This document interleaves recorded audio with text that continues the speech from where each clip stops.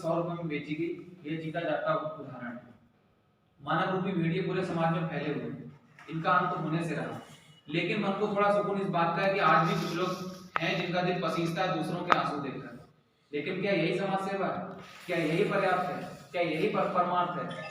क्या मनुष्य ही मनुष्य और अन्य जीवों की सहायता कर सकता है? ये प्रश्न कुछ अटपटे लग सकते हैं, लेकिन सोचकर देखिए, आवश्यक प्रश्न है। खोजिए इनके उत्तर क्या हो सकते हैं। तथा अब लेख शुरू होता है। अभी तो ये भूमिका कीजिए। भले ही दुनिया ने भौतिक तरक्कियां की हो, अंतरिक्ष वेद दिया हो, लेकिन प्रकृति को इससे तनिक भी लाभ नहीं हुआ, वरन उसे मिले हैं अनेकों भाव। मानव ने कब्जा कर लिया है पहाड़ों पर, मैदानों पर, नदियों पर, जंगलों पर, यहाँ तक कि महासागर और अंतरिक्ष भी अछूते नहीं रहे।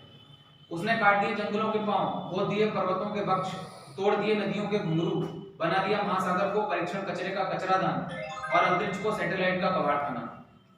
पूरी दुनिया तरक्की की अंधी दौड़ में भागती जा रही है। समस्या यह नहीं कि हम विज्ञान पर आश्रित हुए हैं, समस्या यह है कि विज्ञान के आविष्कारों की अपेक्षा हमने प्रकृति के चमत्कारों की उपेक्षा कर दी। हम भूल गए कि विपदा का असल कारण भी हम मानव ही हैं। हमारा प्रेम सीमित हो गया है पत्थर की दीवारों तक। हम उस पीढ़ी के लोग हैं जो पर्यावरण दिवस तो मनाना जानते हैं, लेकिन पर्यावरण बचाना नहीं जानते। हम भूल जाते हैं किसी सुबह गमले में पानी देना, लेकिन नहीं भूलते प्रेमिका के लिए उसी गमले से फूल तोड़ कर ले जाना। हम किसी को प्लाज्मा, रक्त, धन, भोजन दान करके स्वयं को पुण्य का भागीदार समझने लगते हैं और पा लेते हैं समाज सेवा का मेडल। मैं ये नहीं कहता कि ये काम नहीं करने चाहिए, लेकिन क्या वास्तव में हम प्रकृति के साथ न्याय कर रहे हैं? हम खाने पीने से लेकर पहनने तक प्रकृति पर निर्भर हैं। यही हमारा स्वार्थ है और प्रकृति हमसे परेशान है, फिर भी हमें सब कुछ देते ही जा रही है। यही उसका परमार्थ है। दरअसल मानव की सबसे बड़ी दिक्कत यह है कि वह यह सोचता है कि उसके अकेले करने से कुछ नहीं होगा, सब करें तो कुछ बात बने।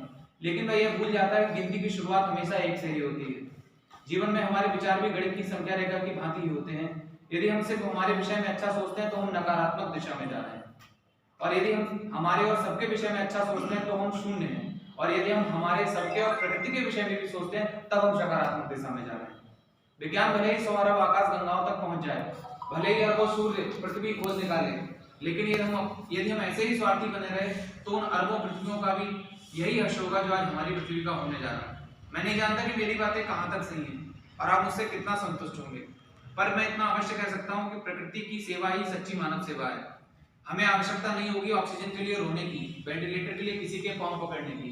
बस हमें पक्के मकानों से निकलकर दुलारना होगा किसी खिलते हुए पुष्प को, संभालना होगा पौधे से वृक्ष बनते हुए प्राणवायु निर्माता को, पूजना होगा बरसात के जल को और क्षमा मांगनी होगी पर्वतों से, नदियों से, जंगलों से, सागरों से, महासागरों से। फिर देखिएगा आपके निस्वार्थ होते ही कैसे प्रकृति कैसे परमात्मा के द्वारा आपके लिए हमेशा के लिए खोल देती है। धन्यवाद।